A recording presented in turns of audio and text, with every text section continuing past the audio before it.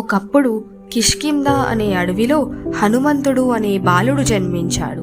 అతడు వాయుదేవుడు మరియు అంజనాదేవి కుమారుడు. హనుమంతుడు సాధారణ బాలుడు కాదు.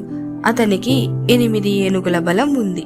అతడు చాలా చలాకీగా చిలిపితనముతో ఉంటాడు. ఒకరోజు ఉదయం హనుమంతుడు ఆకలితో లేచాడు. ఆకాశంలో ప్రకాశించే సూర్యుణ్ణి చూశాడు. అది ఒక పెద్ద తీపి పండులా అనిపించింది. వెంటనే అతడు ఆకాశంలోకి ఎగిరిపోయాడు. సూర్యుణ్ణి చూసి తినాలి అనుకున్నాడు. అప్పుడు దేవతలు భయపడ్డారు. ఈ చిన్నివాడు సూర్యుణ్ణి తినేస్తే ప్రపంచమంతా అంధకరంగా మారిపోతుంది అని. చిన్ని హనుమంతుడు ఆకాశంలో ఎగిరిపోతూ ఆనందంగా నవ్వుతూ సూర్యుని తినబోయాడు. అతడి దృష్టిలో సూర్యుడు ఒక తీపి పండులా కనిపించాడు. హనుమంతుడు చేతిని ముందుకు చాపి తినబోతున్న సమయంలో అకస్మాత్తుగా మేఘాలు గర్జించాయి. ఇంద్రుడు, దేవతల అధిపతి, తన గజం ఐరావతంపై ప్రత్యక్షమయ్యాడు.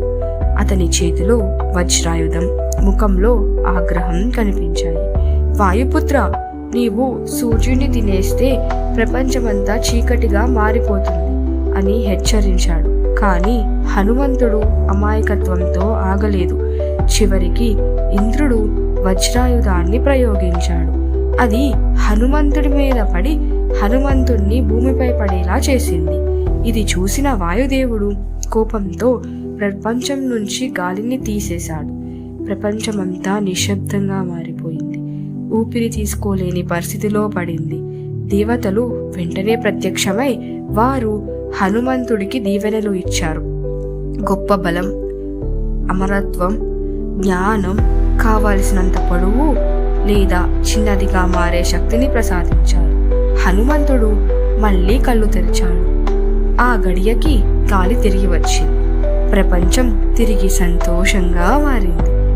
ఈ కథలోని బోధన ఏమిటంటే, శక్తి ఉండడం ముఖ్యం కాదు, దానిని మంచి పనుల కోసం ఉపయోగించాలి. హనుమంతుడు భక్తి, బలం, మంచి నడతకు ఉదాహరణ.